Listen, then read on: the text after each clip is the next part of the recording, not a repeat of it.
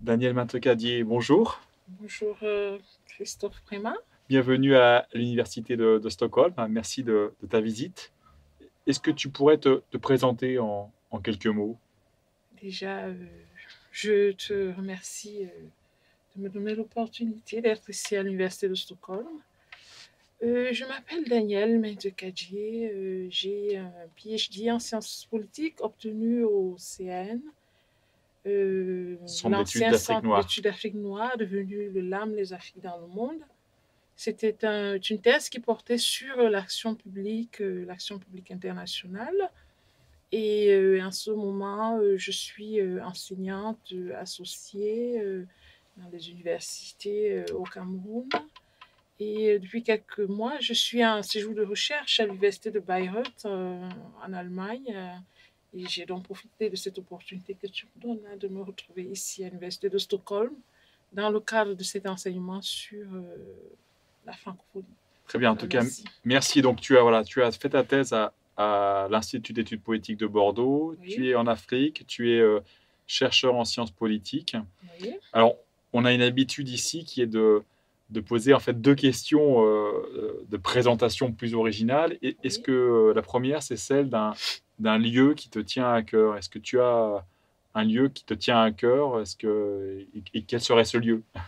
Ah oui, incontestablement, je dirais, c'est la ville de Limbe qui se retrouve, euh, qui est une ville du Cameroun, qui se retrouve dans la province, dans la région, autant pour moi, la région du sud-ouest anglophone. Limbe est une très belle ville, je dirais la plus belle ville du monde, parce qu'à Limbe, nous avons plusieurs paysages, nous avons tout un littoral, nous avons de belles plages, nous avons certains sommets avec une altitude pas négligeable. Limbe est une ville multiculturelle. Limbe est une ville où les populations parlent aussi bien français qu'anglais, étant une ville anglophone, mais une ville où il y a un brassage culturel, une ville où il y a un échange linguistique vérifié, avéré. Merci. Merci Daniel. Est-ce que donc là, échange linguistique, circulation, brassage, ça sont des thèmes qu'on aborde dans la francophonie. Est-ce que tu as maintenant un objet qui te tient à cœur, ou qui pourrait presque te définir dans la relation que tu as à cet objet?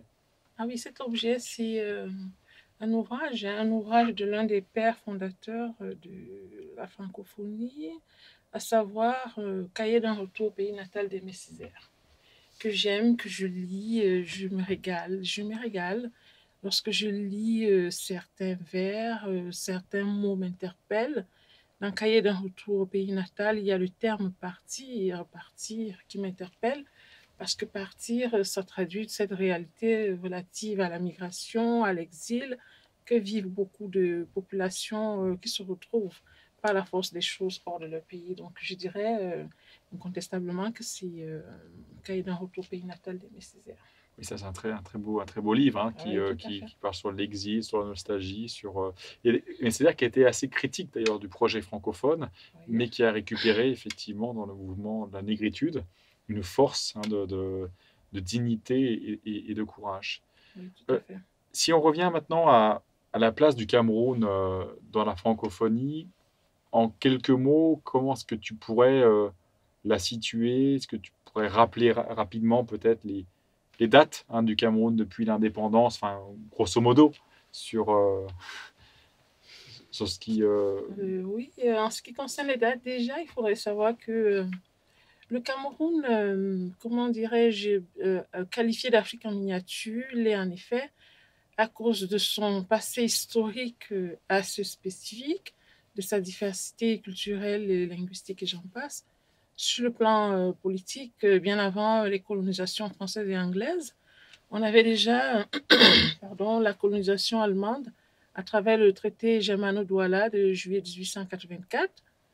Et après cette colonisation allemande, nous avons eu les colonisations françaises et anglaises. Le Cameroun accède à l'indépendance en 1960 pour la partie francophone et en 1961 pour la partie anglophone. L'autre date à retenir, c'est bien évidemment celle relative à la réunification des deux Camerouns le 1er mars 1961. Et en 1972, à savoir le 20 mai, il y a eu la création de cette République unie du Cameroun et la disparition de la fédération, en 1984, on passe à une autre forme de régime, c'est-à-dire un État, c'est-à-dire le Cameroun devient une république, mais avec des structures décentralisées. Le Cameroun est un pays ouvert et se retrouve dans beaucoup d'instances internationales.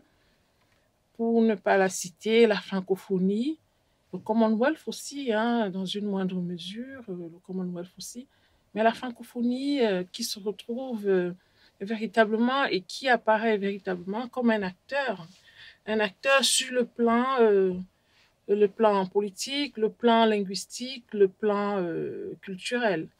Donc, c'est une place non négligeable que la francophonie occupe au Cameroun et le Cameroun s'évertue à entretenir cette relation avec la francophonie. D'accord, ça c'est très intéressant le Cameroun parce qu'il y a un contact entre la zone anglophone, francophone. Comment est-ce que historiquement ça s'est matérialisé? Est-ce qu'il y a eu voilà, est-ce qu'il y a une influence en fait une influence du gouvernement, enfin de la forme de gouvernement britannique, forme de gouvernement, enfin la common law pour le côté anglophone et le côté francophone. Comment est-ce que tu vois l'équilibre entre les deux parties? C'est un équilibre qui existe depuis de nombreuses années parce que à l'ère coloniale déjà dans la partie anglophone il y avait l'indirect rule du côté anglophone et du côté francophone il y avait la centralisation du pouvoir. Et les structures actuelles, les instances actuelles sur le plan politique s'évertuent à créer cet équilibre qui tient et qui prend en considération la culture politique des deux Oui, régions, des deux parties linguistiques c'est du ça, pays. le terme de culture politique que tu Exactement, prononces, oui, ouais, tout à fait. tout à fait. Si on regarde maintenant du côté des accents, en fait, alors des langues, pardon, avant de parler des accents, des langues, euh, langue anglaise, dont tu l'as rappelé, langue française, et puis plus de 200 langues locales.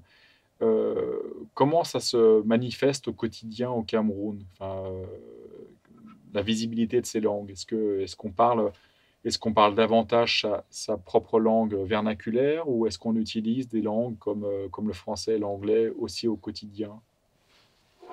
Effectivement, il convient de rappeler que le Cameroun se retrouve, hein, le Cameroun a, comment dirais-je, essaye de maintenir cet équilibre avec plus de 200 langues vernaculaires.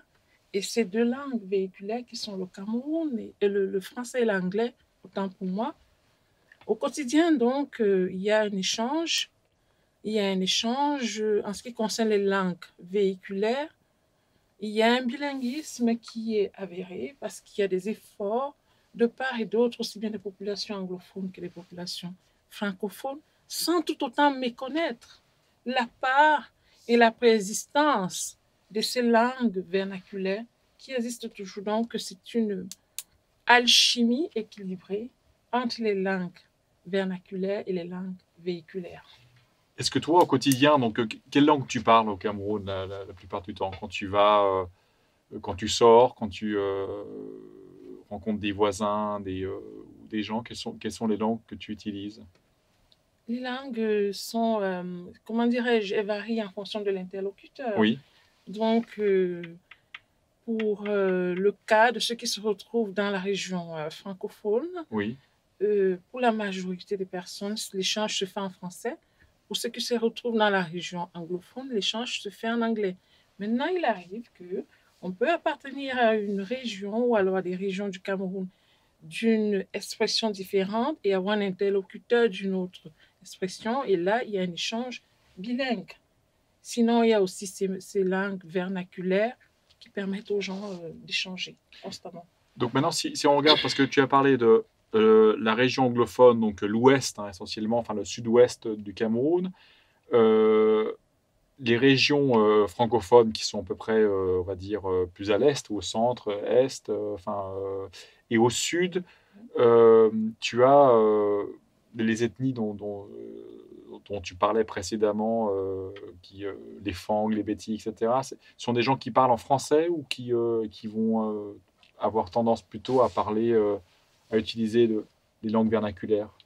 Il me semble que l'usage de l'une ou l'autre forme d'expression linguistique dépend du contexte. Hein. Oui. Pour les personnes qui se retrouvent dans un contexte familial, Oui, l'expérience démontre qu'elles sont enclines à s'exprimer dans des langues vernaculaires. oui, Le contexte amical aussi. Mais maintenant, lorsque l'on se retrouve dans un contexte administratif et politique, oui, on fait usage des langues véhiculaires. oui. D'accord, donc ça c'est intéressant d'avoir cette culture-là que tu as dans le système, dans l'éducation, j'imagine, Oui, c'est oui, tout ça? à fait, oui, Programme oui. bilingue, et cetera. Exactement, Ouais. oui, oui. Et toi, tu peux passer d'une langue à l'autre, en fait, au quotidien, selon ton interlocuteur. Exactement, oui. Ah, ça, c'est assez c'est passionnant. Et donc maintenant, si on regarde un petit peu du point de vue de tes recherches en sciences politiques, sur quels sont les thèmes qui t'intéressent particulièrement actuellement? Il faudrait d'abord dire que j'ai rédigé une thèse sur l'action publique de manière générale pour ce qui concerne l'Afrique. Là, c'est dynamique avec le monde extérieur, beaucoup plus occidental. Et de manière spécifique, j'ai eu à rédiger de nombreux articles sur la sociologie politique relative aux migrations, relative à la sécurité, beaucoup plus relative au processus démocratique en Afrique et au Cameroun de manière spécifique. Voilà. Ça, c'est un programme très intéressant, quoi, hein, sur les migrations et la sociologie, en fait, des migrations, en quelque sorte, hein, que tu étudies. Tout à fait, oui. Bah, écoute, Daniel, un grand merci. Ça a été un plaisir de t'avoir parmi nous aujourd'hui pour parler du Cameroun et de la place du Cameroun dans la francophonie. Et on te souhaite bon courage pour la suite de tes recherches. C'est moi qui te remercie pour l'opportunité que tu me donnes hein, d'être pour la première fois ici dans les murs de l'Université de Stockholm et j'espère que ce n'est que le début Tout à fait. d'une belle suite. Exactement. Merci beaucoup, Daniel. Merci Christophe. Merci.